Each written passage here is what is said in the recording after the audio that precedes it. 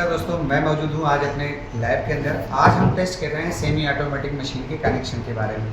इसमें से हमने सारे पार्ट्स उसके अंदर से निकाल रखे हैं। आप देखेंगे इधर पूरा डिसमेंटल कर रखा है, सारे पार्ट्स बाहर हैं और इस सारे पार्ट्स को आज हम इसको टेस्ट करना और उसके कनेक्शन के बारे में डीप में बच्चों को बता रहे थे, जिसके बारे में आज हम इसके बारे में जान रहे थे। ये हमारे पास सारे कनेक्शन है, जितने इलेक्ट्रिकल कनेक्शन होते हैं, जितने भी मैकेनिकल पार्ट है, हमने सारे को बाहर हटा रखा है। उसके बाद हम इसके सारे पार्ट को 1 to 1 बताएंगे कहाँ से कौन से कनेक्शन होता है।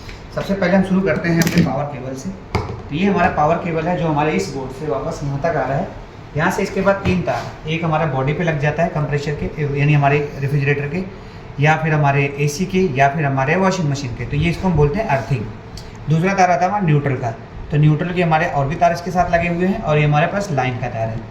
तो यहाँ से शुरू करते हैं अगर हम, तो ये हमारे पास रेड कलर का तार लाइन का है, ब्लैक कलर का तार न्यूट्रल का है, और ये तीसरा तार अर्थिंग का जो कि हमारे बॉडी पे जाके मशीन के बॉडी पे लग जाता है। उसके बाद ये है हमारा स्पिन मोटर। ये स्पिन मोटर है जो कि है 45 वाट का, और ये हमारा वॉश मोटर है जो हमारा 120 वाट का है। तो ये है ज़्यादातर ओनिडा की मशीन के अंदर का। उसके बाद हम बात करते हैं इधर, ये हमारा बजर है। बजर जब मशीन कंप्लीट हो जाती है वॉश, तो ये बजता है। उसके बाद इस पर हमारी सप्लाई आती है, एक न्यूट्रल ब्लैक कलर का तार आपने वहाँ देखा था, तो डायरेक्ट यहाँ आ रही है, और एक लाइन की तार जो कि टाइमर दे रहा है, वॉश टाइमर, वो यहाँ से आ रहा है। जब ये टाइमिंग पूरा होने लगे तो यहाँ से एक सप्लाई जाएगी, और जब लाइन और न्यूट्रल मिलेंगे तो इसके अंदर ये जो प्लास्टिक की तार है ये बड़ी तेज़ से फ्रिक्वेंट करता है, यानी हिलता है तो वो वाइब्रेशन जनरेट होता है, एक आवाज़ आ जाती है। दूसरा बात इसके अंदर आता है हमारे पास 7 टायरों का टाइमर। 7 तार में इसके बाद 3 तार हमारे पावर सप्लाई के हैं। अगर मैं पहली बात करूँ तो पहला इधर का तार, लेफ्ट का पहला तार बजर पे जा रहा है। दूसरा तार हमारा ये जो वाइट कलर का है, ये हमारा फेस पे आके लग रहा है, जो कि केबल के साथ देख रहे हैं आप, ये पावर केबल है। यहाँ पे एक फेस का तार हमारा वाइट आ रहा है। दूसरा वाइट का तार कहाँ से आ रहा है मैं आपको दिखा देता हूँ। ये दूसरा वाइट का तार, ये हमारा बजट जो हमारा डोर स्विच होता है, उस स्विच से होके यहाँ तक आ रहा है, ताकि हम मोटर को स्टॉप कर सकें। यहाँ सप्लाई कट जाए तो मोटर स्टॉप हो जाए, तो यहाँ से आके जब जुड़ेगा तो मोटर हमारा ऑन हो जाएगा। तो आइए दूसरी तार की बात करते हैं। इसके बाद हमारा ये ब्लू कलर का तार देख रहे हैं, ये माइक्रो स्विच है, जिसको ये NONC की तरह काम करता है। यहाँ पे सप्लाई इन होती है और यहाँ से आउट करता है जब हम इस बटन को पुश करते हैं। तो यहाँ पे देखेंगे इसका कनेक्शन भी ऐसा ही, ये कॉमन का है, ये 1 2 3 है जो इसको स्विच कराता है 1 और 2 में, और 1 और 3 में। तो यहाँ से इसकी सप्लाई इस बटन की वजह से इसमें कनेक्ट होता है। उसके बाद आते हैं इधर के 4 तार, ये हमारी टाइमर की वजह से इसकी स्विचिंग क्या है।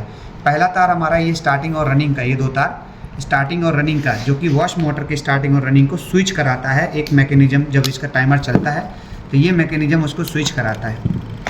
ये गरारी जब चलती है तो ये स्विच होता है, तो ये स्विच कराएगा इसको। एक बार सप्लाई आपके रनिंग पे भेजेगा, एक बार सप्लाई स्टार्टिंग पे भेजेगा, तो मोटर हमारा एक बार एंटी क्लॉक और एक बार क्लॉक वाइज, एक बार एंटी क्लॉक एक बार क्लॉक वाइज, ऐसे ही हर 3 सेकंड में 4 सेकंड में एक बार ऐसे ऐसे घूमता है। और ये वॉश टाइम की 2 तारें जो हैं आपके, जो आपने देखा एक ग्रे कलर और येलो कलर का तार, इसको हमने इसको कनेक्ट किया हुआ एक कैपेसिटर के साथ, ताकि इसकी सप्लाई स्विच कर सके। ये सप्लाई स्विच होगी तो उससे क्या होगा, हमारा मोटर एक बार एंटी क्लॉक एक बार क्लॉक वाइज चलेगा। उसके बाद 2 तार, अगर हम वापस वॉश टाइमर की बात करते हैं तो वापस के 2 तार जो हो गए, ये माइक्रो स्विच पे आके NONC की तरह काम कर रहे हैं। इसके साथ एक बार इसका कनेक्शन होगा, और इसी के साथ दब जाने से ये कनेक्शन छूट के इसके साथ जुड़ जाता है। अगर हम इसको मल्टीमीटर चेक करते हैं तो एक तार हम यहाँ लगाएंगे, एक तार यहाँ लगाएंगे, तो एक बार बीप किसी में दोनों में से एक में आ रहा होगा, और जब हम इसको पुश करेंगे तो इससे हट के इसमें आने लग जाएगा। बस यही काम ये माइक्रो स्विच करता है। और ये काम किस लिए करते हैं, जब हम वॉश सिलेक्टर बटन लगाते हैं, जिसमें हम वॉश सिलेक्टर का मतलब प्रोग्राम दे सकते हैं, जैसे हैवी, नॉर्मल, जेंटल, ऊनी। जब हम प्रोग्राम मैनुअली कुछ ऐड करते हैं तो वायरिंग बढ़ जाता है। तो वायरिंग बढ़ गया यहाँ पे, क्योंकि 7 तारों का टाइमर है, 3 तार इसके कनेक्शन है और 3 तार आपके नीचे जा रहे हैं, 1 तार आपका स्विच पे जा रहा है। तो यही इसके 7 तारों के कनेक्शन है। पहला तार जा रहा है आपके बजर पे, दूसरा तार जा रहा है फेस का, तीसरा तार फेस इसको आ रहा है, बाकी के इधर के 2 तार इसके स्विच के हैं, 2 तार आपके रनिंग और स्टार्टिंग के स्विचिंग के हैं। उसके बाद अगले टाइमर पे आ जाइए, स्पिन टाइमर की बात। तो स्पिन टाइमर में हमारा ये टाइमर एक तरफ से सप्लाई आता है और दूसरी तरफ से सप्लाई भेजता है, कहाँ पे, माइक्रो स्विच पे, ताकि सप्लाई हमारी रुक सके, मोटर की सप्लाई बंद हो सके।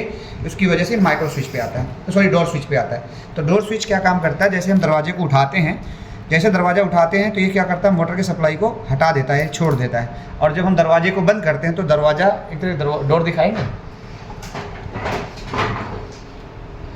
ये हमारा डोर होता है स्पिन डोर। स्पिन का जो डोर होता है, ये स्पिन दरवाज़ा है। जब हम ड्रम को उठाते हैं तो ड्रम को रोक देता है, ताकि इससे हमारा ड्रम स्पीड में चल रहा होता है। अगर उस टाइम हमारा हाथ जल जाएगा तो हमारे कपड़ों के अंदर हाथ या उंगलियां ट्विस्ट हो जाएंगी, तो ख़राब टूट जाते हैं और ब्रोकन हो जाए। इसलिए हम ये डोर को स्विच के साथ लगाते हैं।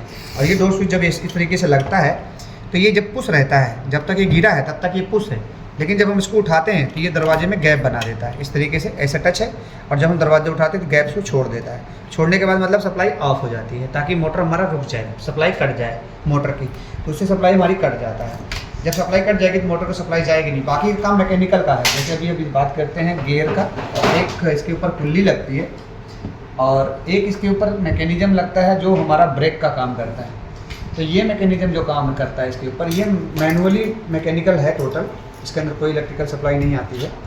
तो इस तरीके से जब ये पुल्ली लगती है आपके मोटर में, तो इसमें ये काम करता है, इस तरीके से ब्रेक लगाता है। तो जब इसको खींचेंगे ना, जब ये खींचेगा तो ये ब्रेक ओपन हो जाता है, और जब इसको हम छोड़ते हैं तो ब्रेक दब जाता है और मोटर को रोकने में ये हेल्प करता है। तो ये इसके ऊपर कपलर के साथ ये काम करता है, ब्रेक का काम करता है। ये इस तरीके से ये ब्रेक लगता है ताकि ये डिस्क इसको रोक सके और मोटर तुरंत के तुरंत रुक सके। क्योंकि जब हम मोटर का डोर उठाते हैं, एक तो सप्लाई बंद कर देता है मोटर का, और दूसरा ये क्या काम करता है कि इसको ब्रेक लगा देता है ताकि मोटर तुरंत का तुरंत रुक जाए। और जैसे हम गिराते हैं, जैसे मोटर को वापस गिराते हैं, सप्लाई चालू हो जाती है, मोटर ऑन हो जाता है और ब्रेक फ्री हो जाता है।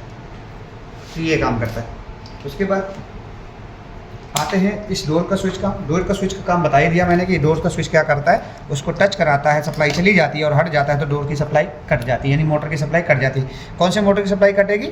स्पिन का, क्योंकि इसी से ही इसका कनेक्शन है। इस कलर का इस कलर के साथ जोड़ा हुआ है और ये फेस के साथ आ रहा है, फेस के साथ दूसरा तार।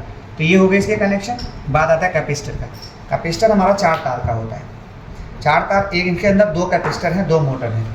अब ये 2 मोटर हैं और इसी के अंदर 2 कैपेसिटर इनबिल्ट है। एक 8 MFD का है, दूसरा 4 MFD का है।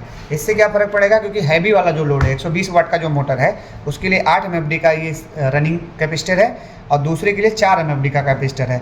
इसमें कलर कोड भी लिखे हैं, ग्रे और येलो।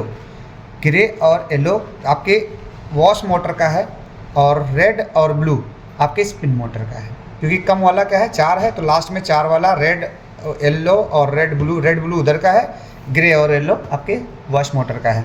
तो इस तरीके से इसका कैपेसिटर जान सकते हैं। इसको हम पोल टेस्टिंग भी कर सकते हैं मल्टीमीटर के थ्रू, NF मोड यानी NF और नैनोफैराड मोड पे, या फिर माइक्रोफैराड मोड पे आप कैपेसिटेंस भी इसकी चेक कर सकते हैं। उससे आपको पता चल जाएगा कौन सी कैपेसिटी किसका है। तो जिसका ज़्यादा होगा उसको वॉश मोटर के साथ लगा देंगे, जिन 2 तारों में कम आ रहा होगा उस दोनों को हम स्पिन मोटर के साथ लगा देंगे।